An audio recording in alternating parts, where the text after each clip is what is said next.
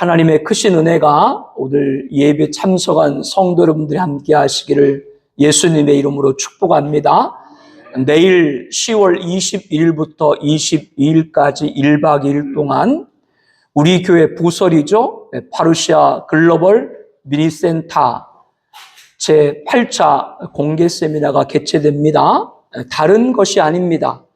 마지막 시대의 배교, 하나님을 떠나는 한국교회, 오직 진리 예수로 다시 하나님께로 돌아오도록 하는 귀한 집회입니다.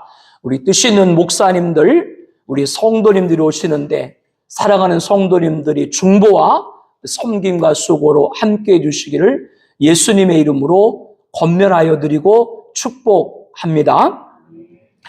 예수님께서 공생애를 시작하시면서 4살 때부터 자라시고 성년이 될 때까지 보냈던 나사렛을 떠나 스불론, 납달리, 가버나움이 있는 갈릴리 중심 무대로 천국 복음을 가르치고 전파하고 치유하셨습니다. 갈릴리 호수 북쪽 막달라에서 가버나움 쪽으로 약 10km쯤 떨어진 곳에 위치한 갈릴리 호수가 한눈에 내려다 보이는 산이 있습니다. 지금은 팔복산으로 불리는 이 산에 올라가 앉으신 예수님은 자신을 따르는 무리들에게 입을 열어 가르쳐 전하셨습니다. 이를 산상수훈 또는 산상보훈이라고 하죠. 예수님께서 산에서 행하신 설교다라고 해서 산상설교, 그렇게도 부릅니다. 마태복음 5장부터 7장까지 기록된 이 말씀은 기독교의 대헌장, 기독교 윤리의 근본이라 불리는 주옥 같은 말씀이 가득 담겨져 있습니다. 산상수훈 첫 번째 말씀은 팔복입니다. 말 그대로 8가지 복인 것이죠. 그 말씀이 전했기 때문에 이 산을 팔복산이다, 그렇게 별칭으로 부르기도 합니다. 마태복음 5장 3절에서 12절 말씀, 저와 여러분들이 함께 합독하겠습니다. 심령이 가난한 자는 복이 있나니 천국이 그들의 것이며, 애통하는 자는 복이 있나니 그들이 위로를 받을 것이며, 온유한 자는 복이 있나니 그들이 땅을 기업으로 받을 것이며, 의에 줄이고 목마른 자는 복이 있나니 그들이 긍휼히 여기는 자는 복이 있나니 그들이 긍휼히 여김을 받을 것이며, 마음이 청결한 자는 복이 있나니 그들이 하나님을 붙들 것이며, 화평케 하는 자는 복이 있나니 그들이 하나님 아들이라 일컬음을 받을 것이며, 의를 위하여 핍박을 받는 자는 복이 있나니 천국이 그들의 것임이라. 나로 말미암아 너희를 욕하고 박해하고 거짓으로 너희를 거슬려 모든 악한 말을 할 때 너희에게 복이 있나니 기뻐하고 즐거워하라. 하늘에서 너희의 상이 큼이라. 너희 전에 있던 선자들도 이같이 박해하였느니라. 아멘. 그런데 예수님께서 가르쳐준 이 팔복은 당시 유대인들이 그동안 알고 있던 복과는 달랐습니다. 유대인들은 그동안 율법에 명시된 복만을 알고 있었죠. 신명기 28장 3절 이하의 말씀이 대표적입니다. 성읍에서도 복을 받고 들에서도 복을 받을 것이며, 내 몸의 자녀와 내 초제 소산과 내 짐승의 새끼와 소와 양의 새끼가 복을 받을 것이며, 내 강주리와 떡반죽 그릇이 복을 받을 것이며, 내가 들어와도 복을 받고 나가도 복을 받을 것이니라. 여호와께서 너를 대적하기 위해 일어난 적군들을 내 앞에서 패하게 하시리라. 그들이 한 길로 너를 치러 들어왔으나 내 앞에서 7길로 도망하리라. 여호와께서 명령하사 내 창고와 내 손으로 하는 모든 일에 복을 내리시고, 내 아는 여호와께서 내게 주시는 땅에서 내게 복을 주실 것이며, 여호와께서 내게 명하신 대로 너를 세워 자기의 성민이 되게 하시리니, 이는 내가 내 하나님 여호와의 명령을 지켜 그 길로 행할 것임이라. 땅의 모든 백성이 여호와의 이름으로 너를 위하여 불리는 것을 보고 너를 두려워하리라. 여호와께서 내게 주리라고 내 조상들에게 맹사신 땅에서 내게 복을 주사 내 몸의 소생과 가축의 새끼와 토지의 소산을 많게 하시며 여호와께서 너를 위하여 하늘의 아름다운 복을 여시사 내 땅에 때를 따라 비를 내리시고 내 손으로 하는 모든 일에 복을 주시리니 내가 많은 민족에 꾸어줄지라도 너는 꾸지 아니할 것이요 여호와께서 너를 머리가 되고 꼬리가 되지 않게 하시며 위에만 있고 아래에 있지 않게 하시리니. 아멘. 율법에 명시된 구약적 개념의 복은 물적이고 외적이고 현실적이죠. 신약적인 주님의 복은 영적이고 내적이고 이상적인 복입니다. 그렇기 때문에 인간적으로 구약 신명기에 기록된 복을 얻고 싶지 신약 마태복음의 복은 지금 당장 눈에 들어오지 않습니다. 그러나 하나님께서 신명기에 기록된 복을 주시기 전에 전제한 것이 있습니다. 신명기 28장 1절에 이렇게 말씀하죠. 내가 내 하나님 여호와의 말씀을 삼가 듣고 내가 오늘 내게 명령하는 그의 모든 명령을 지켜 행하라. 내 하나님 여호와께서 너를 세계 모든 민족 위에 뛰어나게 하실 것이라. 내가 내 하나님 여호와의 말씀을 청종하면 이 모든 복이 내게 이르리니. 14절에도 이렇게 말합니다. 내가 오늘 너에게 명령하는 그 말씀을 따라 좌로나 우로나 치우치지 아니하고 다른 신을 따라 섬기지 아니하면 이와 같으리라. 내게 명령하는 그의 모든 명령과 규례를 지켜 행하면이라고 하는 전제가 있는 것이죠. 만약에 그렇지 않으면 15절에 이렇게 말합니다. 신명기 28장 15절입니다. 내가 만일 내 하나님 여호와의 말씀을 순종하지 아니하여 내가 오늘 내게 명령하는 그 모든 명령과 규례를 지켜 행하지 아니하면 이 모든 저주가 내게 임하며 내게 이를 것이니 내가 성읍에서도 저주를 받으며 들에서도 저주를 받을 것이며 또 강줄의 떡반죽 그릇이 저주를 받을 것이요 내 몸의 소생과 내 토지의 소산과 내 소와 양의 새끼가 저주를 받을 것이며 내가 들어와도 저주를 받고 나가도 저주를 받으리라. 그러므로 하나님의 명령과 규례를 떠난 물적, 외적, 현실적 복은 저주가 돼서 개인과 가정과 사회에 화로 임하게 되는 겁니다.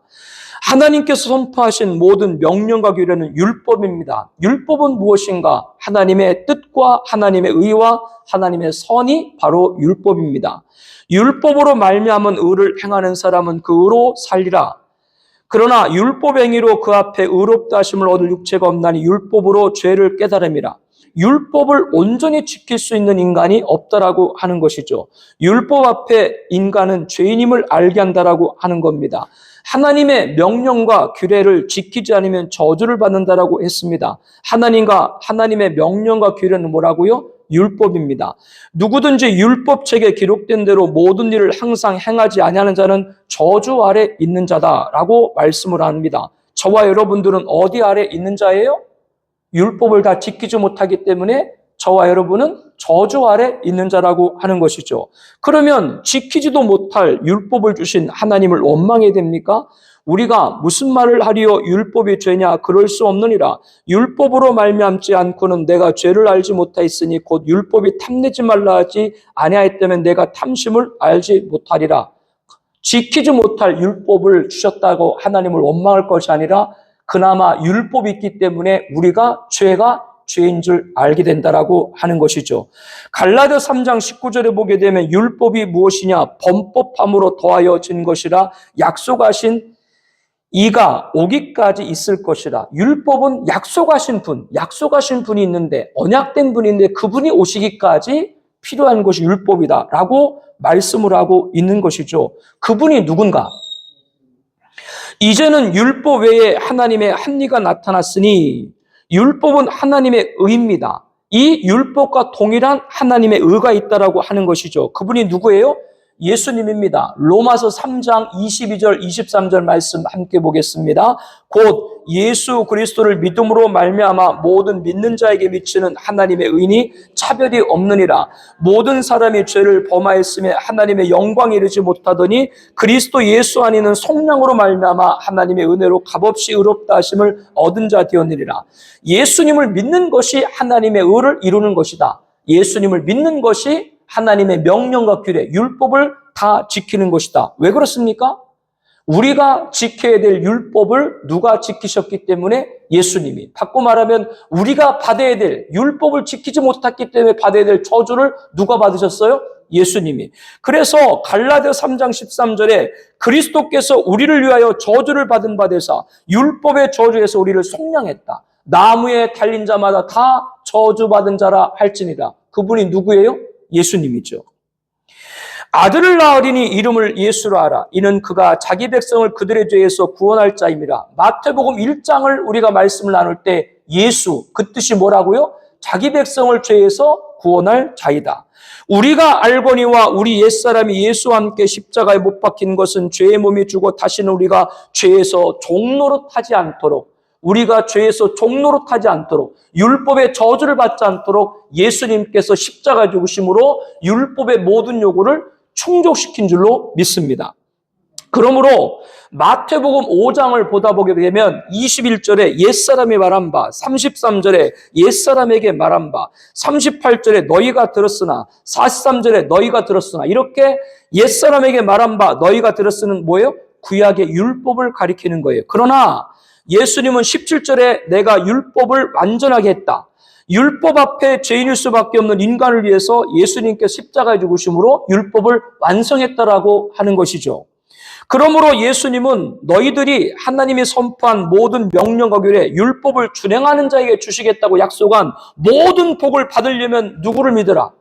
나를 믿어라. 이렇게 예수님께서는 말씀을 하시는 겁니다. 예수님을 믿으면 물적이고 외적이고 현실적인 복과 관계없이 복 있는 사람인 줄로 믿습니다. 왜 그렇습니까? 심령이 가난한 자는 복이 있나니 천국이 그들의 것이며 내 안에 나를 위해 죽으신 주님이 나와 함께 계심으로 내 마음이 하늘나라 천국인 줄로 믿습니다.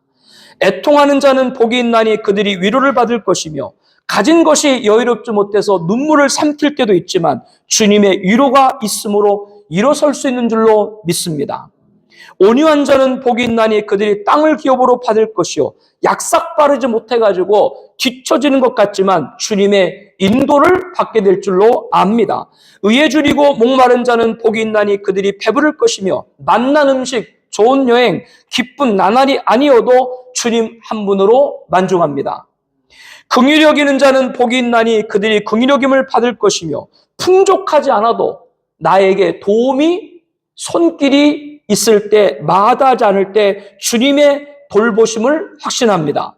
마음이 청결한 자는 복이 있나니 그들이 하나님을 볼 것이며 욕심으로 있는 것 아니라 마음을 비워요. 마음을 비우게 되면 주님의 일하심을 붙들게 되면 주님이 일하시게 될 줄로 압니다. 화평케 하는 자는 복이 있나니 그들이 하나님의 아들이라 일컬음을 받을 것이며 서로 이해를 위해서 노력할 때 주님의 자녀임을 인정받게 될 줄로 압니다. 의를 위하여 의를 위하여 박해를 받는 자는 복이 있나니 천국이 그들의 것임이라. 나로 말미암아 너희를 욕하고 박해하고 거짓으로 너희를 거슬러 모든 악한 말을 할 때는 너희에게 복이 있나니 기뻐하고 즐거워하라. 하늘에서 너희 상이 큼이라. 너희 전에 있던 선자들도 이같이 박해하느니라.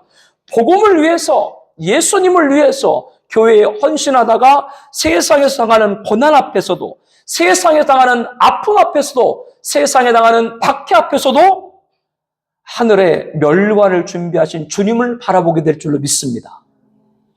예수님께서는 우리들에게 물적이고 외적이고 현실적인 복과 관계없이 나를 믿는 너희들이 복 있는 사람이다, 이렇게 말씀을 하시는 것이죠. 물질이 있을 때는 좋지만 없을 때는 마음이 상합니다.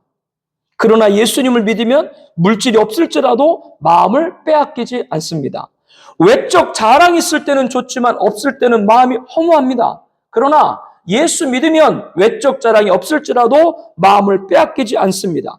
현실에서 뜻대로 될 때는 좋지만 장벽에 부딪힐 때 마음에 자괴감이 듭니다. 그러나 예수 믿으면 현실에서 뜻대로 되지 않아도 마음을 빼앗기지 않습니다.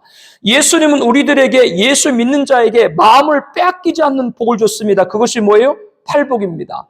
육체가 마음을 끄는 것이 아니라 마음이 육체를 이끄는 것이죠. 아멘. 우리가 예수 믿고 예수께로 나가고 예수 이름으로 기도하면 물적, 외적, 현실의 복도 예수님이 주실 줄로 믿습니다. 예수님 이렇게 말씀하셨거든요. 진실로 너에게 이르노니 나와 복음을 위하여 집이나 형제나 자매나 어머니나 아버지나 자식이나 전토를 벌인 자는 현세, 지금 이 세상, 이 땅에서도 집과 형제와 자매와 어머니와 자식과 전토를 100배나 받을 것이다. 아멘. 그러므로 산상수훈의 첫 번째 가르침 팔복은 마음을 뺏기지 않는 겁니다. 뭐를 뺏기지 않는 거예요? 마음을 뺏기지 않는 겁니다. 여러분 지난주도 마음 많이 뺏겼죠? 그러니까 얼굴들이 그렇지. 내가 지금 원고가 안 보여요. 여러분 나 위해서 기도 많이 해야 되겠어요. 원고가 안 보여가지고 말을 좀 빨리 하게 하는 거예요. 저 안 보여, 원고가. 원고가 안 보여도 주님이 함께 계시니까 행복한 줄을 믿습니다. 그게 마음을 뺏기지 않는 거예요. 팔복은 그걸 가르쳐 주는 거예요. 마음을 뺏기지 않는 건 다른 것이 아닙니다. 예수 믿는 겁니다. 예수님이 내 주인이고 예수님이 중심이고 예수님이 왕입니다. 예수님으로 마음을 뺏기지 아니하면 예수님이 물적 외적 현실의 복도 몇 배를 100배로 준다고 했사오니 이 약속의 말씀 붙든 여러분 되길 축복합니다. 17절 말씀 함께 볼까요? 내가 율법이나 선자를 폐하러 온 줄로 생각하지 말라. 폐하러 온 것이 아니요 완전하게 하려 함이라. 진실로 너에게 이르노니 천지가 없어지기 전에는 율법의 1.1획도 결코 없어지지 아니하고 다 이루리라. 이제는 우리에게 율법의 가르침이 아니라 율법을 십자가에서 다 이루라고 하신 주님의 가르침을 따라야 된다. 이렇게 말씀을 하고 있는 것이죠. 만약 그렇지 않고 주님의 가르침을 거역하게 되면 어떻게 되느냐? 19절 말씀 봅니다. 그러므로 누구든지 이 계명 중에 지극히 작은 것 하나라도 버리고 또 그같이 사람을 가르치는 자는 천국에서 지극히 작다 일컬음을 받을 것이요 누구든지 이를 행하며 가르치는 자는 천국에서 크다 일컬음을 받으리라. 내가 너에게 이르노니 너희 의가 서기관과 바리새인보다 더 낫지 못하면 결코 천국에 들어가지 못하리라. 주님의 가르침을 따르지 않으면 결코 어디에? 천국에 들어가지 못하리라. 예수님이 뭐라고 가르쳤나요? 예수님은 노를 바라지 말라, 화를 바라지 말라 라고 말씀을 하시죠. 21절에 이렇게 말씀하죠. 옛사람에게 말한 바 살인하지 말라. 누구든지 살인하면 심판을 받게 되리라 하였다는 것을 너희가 들었으나 나는 너에게 이르노니 형제에게 노하는 자마다 심판을 받게 되고 형제를 대하여 나가라 하는 자는 공회에 잡혀가게 되고 미련한 놈이라 하는 자는 지옥불에 들어가게 되리라. 옛사람의 말한 바 살인하지 말라라고 하는 것은 뭘 가리키는 거예요? 구약 율법. 구약 율법에는 사람의 목숨을 해한 자는 형벌을 받을 것이다. 이렇게 말씀했지만 신약의 복음은 뭐예요? 형제에게 노를 바라고 나가라. 이 돌대가리야. 비하거나 미련한 놈아 라고 해도 심판받고 공회에 잡혀가고 지옥불에 던져간다. 이렇게 얘기를 하시는 것이죠. 이러한 언사는 사람의 육체를 해하는 것이 아니기 때문에 형사처벌을 받지 않지만 이 돌대가리야. 그 한마디가 어쩌면 그 상대로 하여금 마음을 무너뜨려가지고 그 사람이 자칫 격한 행동을 하고 극한 선택을 할 수 있기 때문에 이것 또한 예수님 뭐라고 가르친 거예요? 살인으로 가르친 것이죠. 구약의 율법과 신약의 복음을 우리들은 잘 받아들여야 됩니다. 28절에 이렇게 말씀하죠. 23절에 이렇게 말하죠. 그러므로 예배죠. 예물을 제단에 드리다가 거기서 내 형제에게 원망 들을 만한 일거는 것이 생각나거든 예물을 제단 앞에 두고 먼저 가서 형제와 화목하고 그 후에 와서 예물을 드리라. 너를 고발하는 자와 함께 길에 있을 때 급히 사와라. 그 고발하는 자가 너를 재판관에 내어주고 재판관이 옥리에게 내어주고 옥리에 가둘까 염려라. 진실로 내게 이르노니 내가 한 푼이라도 남김없이 다 갚기 전에는 결코 거기서 나오지 못하리라. 그러므로 예수님은 예배를 드리려고 하다가 누구와 원망? 형제에게 원망 산 일이 생각나거든 예배를 드리기 전에 먼저 가서 뭐하라? 화목하고 그 다음에 예배를 드리라 라고 하는 것이죠. 또한 너를 고소하는 사람과 법정으로 함께 가는 길 노중이라도 빨리 화해하라. 그렇지 않으면 고소하는 사람이 너를 재판관에 넘겨줄 것이고 재판관 너를 옥리에 넘겨줄 것이고 옥리는 너를 감옥에 가둘 것이고 네가 마지막 한 푼까지 갚기 전에는 감옥에서 나오지 못할 것이다. 지금까지 말씀한 건 사후죠. 그런 일이 있은 다음에. 그렇기 때문에 그런 사후 이전 주님은 우리들에게 그런 일이 있기 전에 뭐를 하지 말라? 노를 바라지 말고 원망 살 일을 하지 말라. 이렇게 말씀을 합니다. 예수님은 간음하지 말라고 가르쳤습니다. 27절 말씀입니다. 또 간음하지 말라 했다는 것을 너희가 들었으나 나는 너희에게 이르노니 음욕을 품고 여자를 보는 자마다 마음에 이미 간음하였느니라. 간음하지 말라 하였다는 것을 너희가 들었으나 이것은 구약의 율법이죠. 당시에는 돌로 쳐서 투석형으로 처단을 했습니다. 그러나 예수님은 음욕을 품고 여자를 보는 자마다 마음에 이미 간음하였느라 라고 했습니다. 신약의 복음은 뭐예요? 음욕을 품지 않은 사람 또는 음욕을 품어보지 않은 사람은 없죠. 이 또한 주님은 뭐라 그래요? 간음한 것이라고 말씀합니다. 그렇다면 간음에 드러나는 사람을 향해서 돌을 던지신 자격자는 아무도 없다. 그 말씀이죠. 31절, 32절에 이렇게 말씀하죠. 또 일렀으되 누구든지 아내를 버리려거든 이혼 증서를 줄 것이라 했으나 나는 너에게 이르노니 누구든지 음행한 이유 없이 아내를 버리면 이는 그로 간음하게 하며 또 누구든지 버림받은 여자에게 장가드는 자도 간음함이라. 아내를 버리려거든 이혼 증서를 줄 것이라. 이것은 구약 율법에 아내가 수치되는 일을 하면 이혼 증서를 써줘가지고 집으로 돌려보냈습니다. 우리는 말하면 실거 제약 있죠. 그 중에 여자한테 뒤집어 써가지고 친정으로 돌려보내는 것이죠. 그런데 조항이 뭐냐면 수치된 일이에요. 그러니까 이 남자들이 가부장적 입장에서 집에 살림만 잘못해도 수치된 일이다 그래서 쫓아버린 거예요. 그래서 남자들이 마음껏 아내를 바꾸려고 이 모세율법을 악용을 했던 것이죠. 이에 예수님께서 뭐라고 말씀하는 거예요? 음행한 이유 없이 아내를 버리면 이는 그로 간음하게 합니다 라고 말씀합니다. 그리고 32절에 또 누구든지 버림받은 여자에게 장가드는 자도 간음함이라. 이것은 이혼을 하고 난 다음에 재혼을 했어요.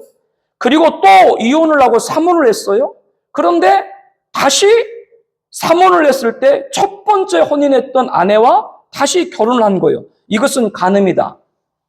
고인 대신 엘리자베스 테일러 알아요? 세계 미녀. 몰라요? 너무 그냥 성스러워서 성경만 보시느라고. 1950년대부터 세계 미녀로 불렸던 여인이죠. 결혼을 8번 하셨어요. 8번 하셨는데 그 중에 배우자 가운데 리차드 버튼이라고 하는 유명한 남자 배우가 있어요. 그분하고는 이혼했다가 다시 이혼하고 다시 결혼하고 그렇게 한 적이 있기도 있죠. 이런 일이 없는 것이 아니죠. 첫 번째 혼인했던 아내와 다시 이혼을 했던 그 여인과 결혼한다라고 하는 것은 그 첫 번째 이혼했던 여자가 만약에 다른 남자와 재혼을 했는데 다시 결합하면 그것이 뭐요? 간음이다. 결국 이것의 요지는 뭐냐? 이혼의 남용을 막는 것이죠. 이혼을 남발하는 걸 막는 것이죠. 그것이 뭐요? 정욕임을 주님께서는 깨우쳐주고 계신 겁니다. 그리고 이혼 사유에 정한 간음에 대해서도 율법에 이혼 증서를 써록한 것은 이거에 관해서도 마가복음 10장 4절 5절에 이렇게 말씀합니다. 너희 마음이 완악함으로 말미암아 이 명령을 기록했다.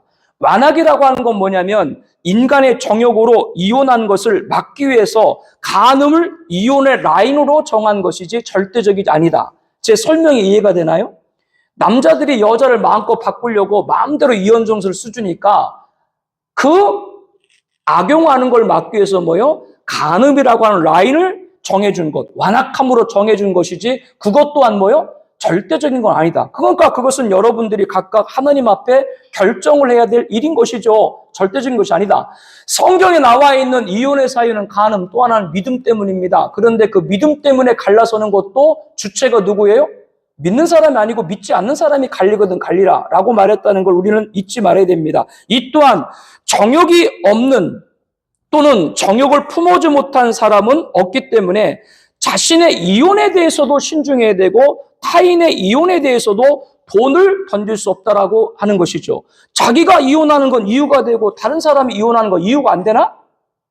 우리는 돈을 던질 수 없다. 그 뜻입니다. 만약에 이렇게 우리가 연약하고 허물이 있고 깨어지고 시기하고 모함하는 자기 자신의 존재를 모르고 다른 사람에게 간음이나 이혼 이것으로 돌을 던져가지고 그 사람이 만약에 실족을 했다. 그러면 29절에 뭐라고 말씀해요? 만일 내 오른눈이 너를 실족하게 하거든 빼버리라. 내 백체 중 하나가 없어지고 온몸이 지옥에 던져지지 않는 것이 유익하니라. 또한 만일 내 오른손이 너를 실족하게 하거든 찍어버리라. 내 백체 중 하나가 없어지고 온몸이 지옥에 던져지지 않는 것이 유익하니라. 주님은 우리들에게 뭐라고 그러는 거예요? 남을 돌을 던져가지고 그 사람 실족하게 하면 네 실족한 것을 아예 없애라. 백체 중에 하나가 없이 천국 가는 게 낫지 온몸의 성에서 지옥 가는 것 그거 너희들 원치 않으라. 주님은 우리들에게 그러한 일이 있기 전에 타인의 간음을 보지 말고 자신의 음욕을 보고 겸하라 이렇게 말씀을 하는 것이죠. 예수님은 맹세하지 말라고 가르쳤습니다. 33절에 이렇게 말하죠. 또 옛사람에게 말한 바 헛 맹세를 하지 말고 내 맹세한 것을 주께 지키라 했다는 것을 너희가 들었으나 나는 너희에게 이르노니 도무지 맹세하지 말지니 하늘로도 하지 말라 이는 하나님의 보좌요 땅으로도 하지 말라 이는 하나님 발등상이며 예루살렘으로 하지 말라 이는 큰 임금의 성이라. 예수님은 구약의 율법을 인용하면서 옛 맹세를 하지 말고 내 맹세한 걸 주께 지키라 했다는 것을 너희가 들었으나 신약의 복음 뭐요? 도무지 뭐 하지 말라? 아예 맹세를 하지 말라. 하늘로도 하지 말라. 하늘엔 뭐예요? 하나님의 보좌이며. 우리가 하늘을 두고 맹세한다 그렇게 말하죠. 누가 듣는 거예요? 그러면 땅으로 맹세하는 건 문제가 되지 않나요? 여기 말씀에 뭐라 그래요? 땅은 하나님의 발등상이며 이 지상에서 하나님의 통치가 미치지 않는 곳이 없죠. 예루살렘으로 하지 말라. 예루살렘은 큰 임금의 성이다. 옛날 우리나라 한양에 누가 살아요? 용산에 누가 살아요? 뭐 대통령 살아 다른 사람도 할지. 아무튼 한양 그러면 누가? 상감마마. 그와 같이 예루살렘 그러면 큰 임금성 누가 계신 곳이에요? 하나님의 성전. 그러므로 유대인들에게 있어서 예루살렘으로 맹세한다라고 하는 것은 하나님께 하는 것 같죠. 이 지구 안에 어떤 곳에서 맹세하던 다 누구에게 하는 것이다? 하나님에게 하는 것이다라고 하는 겁니다. 예수님은 하나님에게 맹세하는 건 물론이고 사람 사이의 맹세도 누가 듣고 계신다? 하나님이 듣고 계신다라고 하는 거죠. 심지어는 36절에 이렇게 말하죠. 내 머리털로도 하지 말라. 이는 내가 한 터럭도 쉬고 검게 할 수 없다. 그 말입니다. 네 머리, 아니 너 자신도 머리를 검게 희게 할 수 없는데 네 머리털, 네 자신도 맹세하지 말라. 아니 네 머리털로 맹세할 수 있으면 이재원 목사가 머리가 빠지겠어요? 안 빠지겠지? 맹세하지 말아라. 자기 몸? 자기도 자기 몸 하나 주체하지 못하면서 무슨 맹세냐라고 하는 것이죠. 그러면 우리가 어떻게 해야 됩니까? 37절 말씀 함께 봅니다. 오직 너희 말을 옳다 옳다 아니라 아니라 하라 이에서 지나가는 것은 악으로부터 나오는 것이다. 무슨 말씀입니까? 너희는 예 할 때는 예 하고 아니요 할 때는 아니요 말만 하라 라고 하는 것이죠. 즉 이것은 내가 알고 있는 것만 답하라. 그 이상의 것은 어디서 나오는 것이다? 악에서 나오는 것이다 라고 하는 겁니다. 주님은 우리들에게 지나친 것에 빠지거나 유혹을 받아가지고 맹세하는 것 거기에 넘어가지 말라. 우리는 맹세하는 자가 되지 말고 하나님께 기도하고 하나님께 아뢰고 하나님이 하실 수 하는 여러분 되시기를 축복합니다. 예수님은 악한 자를 대적하지 말라라고 가르쳤죠. 38절에 또 눈은 눈으로 이는 이로 갚으라 했다는 것을 너희가 들었으나 나는 너에게 이르노니 악한 자를 대적하지 말라. 누구든지 내 오른뺨을 치거든 왼편을 돌려대며 또 너를 고발하여 속옷을 가지고자 하는 자에게 겉옷까지 가지게 하며 또 누구든 너로 억지로 오리를 가게 하거든 그 사람과 심리를 동행하고 내게 구하는 자에게 주며 내게 꾸고자 하는 자에게 거울하지 말라. 구약의 율법은 눈은 눈으로 이는 이로. 그렇기 때문에 이스라엘이 저렇게 전쟁을 벌이는 거예요. 자기를 공격한 가자 지구의 하마스뿐 아니라 하마스를 도운 레바논의 헤즈볼라, 예멘의 후티 반군, 시리아의 알사드 정권, 이란까지 저렇게 전쟁을 벌인 이유가 뭐라고요? 눈에는 눈, 이에는 이. 우리 국민을 10명을 너희들이 목숨을 뺏어서 자신들은 뭐요? 100명, 1000명, 10,000명의 목숨을 잃게 하는 것이 율법입니다. 예수님은 뭐라고 말씀을 해요? 악한 자를 대적하지 말아라. 대적하지 않는 정도가 아니고 내 오른뺨을 치거든 왼편도 돌려대고 고발하여 속옷을 가지고 가자든 모두 겉옷까지 가지게 하고 억지로 오리를 가게 하거든 몇 리를? 10리를 동행하라. 내게 구하는 자에게 주며 내게 꾸고자 하는 자에게 거하지 말라. 이것이 누구에게? 대적하는 자도 구하게 되면은 그것을 거절하지 말라. 주님은 우리들에게 내키지 않는 대적자에게도 내어줄 수 있는 강건한 속사람이 될 수 있도록 성령의 능력을 구하라 라고 말씀을 하는 것이죠. 예수님은 원수를 사랑하라 라고 가르치셨죠. 43절 말씀부터 보니까 내 이웃을 사랑하고 내 원수를 미워라 하였지만 구약의 율법이죠. 그러나 신약의 복음은 원수를 사랑하며 박해하는 자를 위하여 기도하라. 이같이 한즉 하늘 아버지의 아들이 되리니 하나님이 그 해를 악인과 선인에게 비추시며 비를 의로운 자 불의한 자에게 내려주심이라. 너희를 사랑하는 자를 사랑하면 무슨 상이 있으려? 세리도 이같이 아니하느냐. 너희 형제에게만 무난하면 남보다 다양한 것이 무엇이냐. 이방인들도 이같이 아니하냐. 주님은 우리들에게 이방인, 세리로 상징되는 세상 사람들, 세상 사람들의 따름을 따르지 말고 좀 따라서 한번 해주시겠어요? 세상 사람들의 따름을 따르지 말고 소외를 당할지라도 하늘의 따름을 따르는 자가 되라. 그 말씀입니다. 원수를 사랑하고 박해하는 자를 위해서 기도하라. 우리가 율법의 완성이신 주님의 가르침을 따라서 상대에게 노를 바라지 않아서 격한 행동이나 극한 선택을 하지 않게 하고 고소인과 화해하고 재판에 이르지 않도록 하는 것, 타인의 간음을 보지 말고 겸허히 자신의 음욕을 보는 것, 지나친 유혹에 빠져서 맹세하지 말고 하나님께 기도하고 아뢰고 하나님이 하실 수 있도록 하는 것, 대적자가 오리를 가라 하면 10리를 동행하는 대적자에게 내어줄 수 있는 강건한 속사람이 될 수 있도록 성령의 노학령을 구하는 것, 우리가 이방인 세리와 상징되는 세상 사람들의 따름을 따르지 않고 소외를 당해도 하늘의 따름을 따라야 되는 것. 왜 우리가 이렇게 안 믿는 사람들 보기에는 호구 같은 짓을 해야 되나? 안 믿는 사람들 보기에는 우리는 왜 그렇게 해야 되는가? 마태복음 5장 48절에 예수님이 이렇게 말씀합니다. 함께 보겠습니다. 그러므로 하늘에 계신 너희 아버지의 온전하신 같이 너희도 온전하라. 다시 한 말씀 봅니다. 그러므로 하늘에 계신 너희 아버지의 온전하신 같이 너희도 온전하라. 산상수훈 두 번째 말씀은 온전입니다. 온전해야 되기 때문에 그렇습니다. 누구와 같이? 우리 아버지 하나님의 온전한 같이. 그러면 우리들에게 어떤 은혜를 주시나요? 어떤 복을 주시나요? 야고보서 1장 17절 말씀 보겠습니다. 온갖 좋은 은사와 온전한 선물이 다 위로부터 빛들의 아버지께로부터 내려오나니 그는 변함도 없으시고 회전하는 그림자도 없으시느라. 온전은 뭐요? 우리 마음을 위에 두는 겁니다. 우리의 마음을 위에 둘 때 온갖 좋은 선물과 온전한 좋은 선물들이 우리에게 나려줄 줄로 믿습니다. 산상순 두 번째 말씀 뭐라고요? 온전. 온전은 뭐라고요? 마음을 위에 두는 겁니다. 하나님이 온전한 같이 너희도 온전하라. 산상순 세 번째 가르침은 빛과 소금입니다. 13절 말씀 우리 함께 보겠습니다.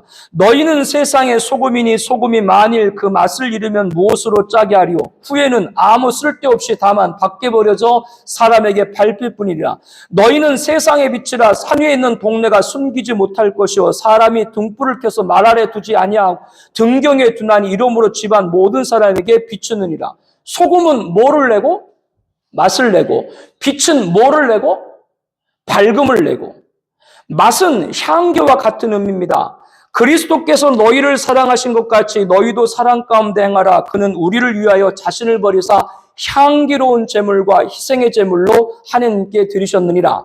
예수님이 십자가 죽으심을 하나님께 올려드린 번제, 제물의 향기다. 이렇게 말씀을 하고 있는 것이죠. 그러므로 우리들에게 고린도후서 2장 5절 말씀입니다.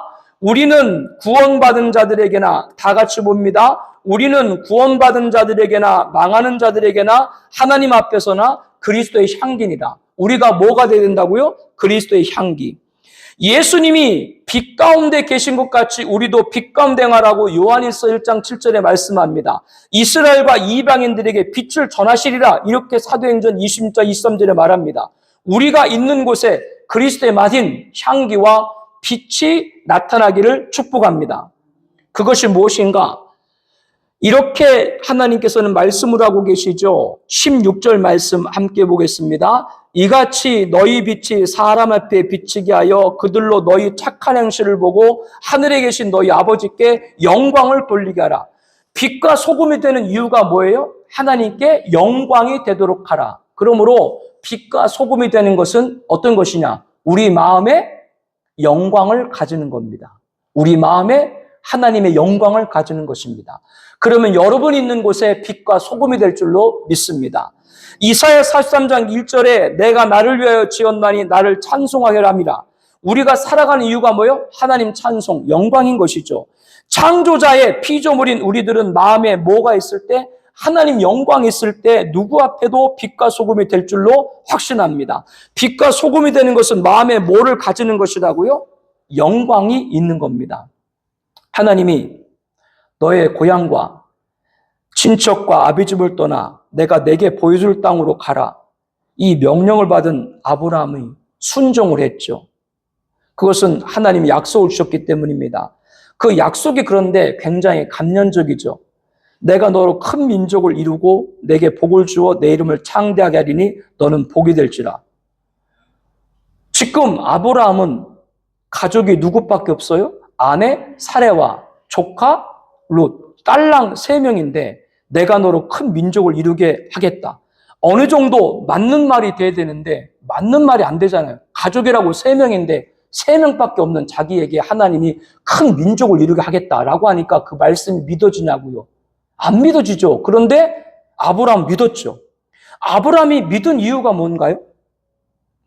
아브라함은 고향 갈대아우르, 즉 메소포타미아에 있을 때 영광이 하나님의 그에게 보였다라고 사도행전 7장 2절에 말씀을 하고 있습니다.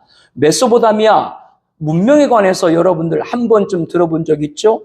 이 문명에 시작된 이곳은 당시에 높은 그러한 문물이 발달을 했고 상업이 번영을 했고 우상에 창궐을 했던 곳입니다. 이렇게 세상의 영화가 가득했던 곳이 아브라함의 고향인 갈대아우르 메소포타미아였죠. 그런데 그 갈대아우르에서 68년 중간 기착지 하란에서 7년을 살면서 화려한 세상 영화를 보았지만 아브라함이 본 하나님의 영광과는 비교할 수 없었는 줄로 압니다. 그러므로 단 3명이 출발했지만 너로 큰 민족을 이루리라 라고 하신 그 하나님 말씀을 아브라함이 믿었던 것이죠. 뭐를 봤기 때문에? 하나님의 영광을 보았기 때문입니다. 이렇게 하나님의 영광이 마음에 있을 때 아브라함이 얼마나 큰 복을 받았는지 우리는 너무나 잘 알고 있습니다. 하나님은 아브라함에게 땅의 모든 족속이 너로 말미암아 복을 얻을 것이라 라고 말씀을 했죠. 이거에 관해서 모든 이방인들이 너로 말미암아 복을 받으리라고 갈라디아서 3장 8절에 말합니다. 땅의 모든 족속은 뭐요? 유대인만 아니라 이방인들도 다 누구로 말미암아? 아브라함 말미암아 복을 받을 것이다. 그래서 아브라함이란 이름의 뜻이 뭐예요? 열국의 아버지, 모든 자들의 아버지. 그래서 창세기 17장 6절에 보게 되면 내가 심히 번성하게 하리니 내가 내게서 민족들이 나게 하며 왕들이 내게로 나오리라 라고 말씀을 합니다. 아브라함은 한 사람인데 그를 조상으로 믿는 이들은 다 다르죠. 유대인들은 자신들이 아브라함의 언약의 아들인 이삭의 후예다. 이렇게 후손이다 말하고 있는 것이고 지금 저 이스라엘과 전쟁을 벌이고 있는 아랍인들은 아브라함의 첫 번째 아들인 누구? 이스마엘 자손으로 자기들이 적통이다. 이렇게 말하는 것이고 저와 여러분들 우리들은 개신교에서는 예수님을 구원자로 믿는 우리들이 아브라함의 영적 후손이다. 이렇게 말을 하고 있는 것이죠. 아브라함을 통해서 번성한 민족과 나라들이 세계에 가득한 거죠. 하나님 약속한 그대로 복을 다 아브라함이 받은 것이죠. 모든 왕들도 다 이 아브라함부터 나온 것이죠. 아브라함의 영향력이 얼마나 큰 건가를 알 수가 있습니다. 그 영향력이 뭐예요? 빛과 소금입니다. 하나님의 뭐를 봤을 때? 영광을 봤을 때. 저는 우리 사랑하는 기성세대 성도님들은 물론이고 우리 사랑하는 자녀들이 이 아브라함에게 주신 복과 같이 전 세계의 영향력, 빛과 소금이 되는 위대한 하나님의 사람이 되기를 축복합니다.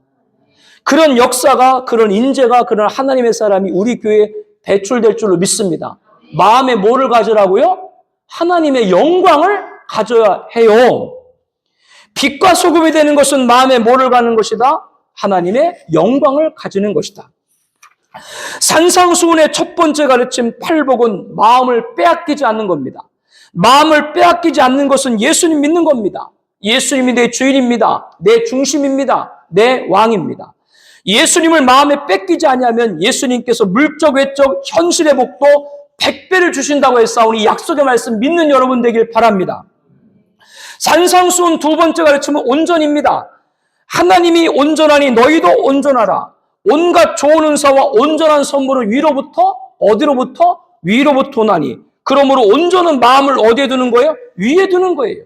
하나님에게로 두는 거예요. 그러면 여러분에게 말씀한 온갖 좋은 은사와 온전한 선물이 다 나눠줄 줄로 믿습니다. 산상수훈 세 번째 가르침은 빛과 소금입니다. 소금은 맛, 향기와 같습니다. 예수님은 죽으심으로 하나님께 올려드리는 향기가 번제의 향기 됐다고 말씀을 드렸죠. 그러므로 우리는 누구든지 그리스도 향기가 되어야 됩니다. 예수님 빛이고 그 빛을 사람 앞에 비추도록 하여 그들로 너희의 착한 행실을 보고 하나님께 뭐를 올리도록? 영광을 올리도록 하라. 우리가 살아가는 이유는 뭐예요? 하나님 찬송 영광이죠. 빛과 소금이 되는 것은 마음에 그러므로 뭐를 갖는 겁니까? 영광을 갖는 겁니다. 여러분에게 그 영광, 빛과 소금, 영향력이 이 시대에 쓰임받기를 다시 한번 축복합니다. 그래서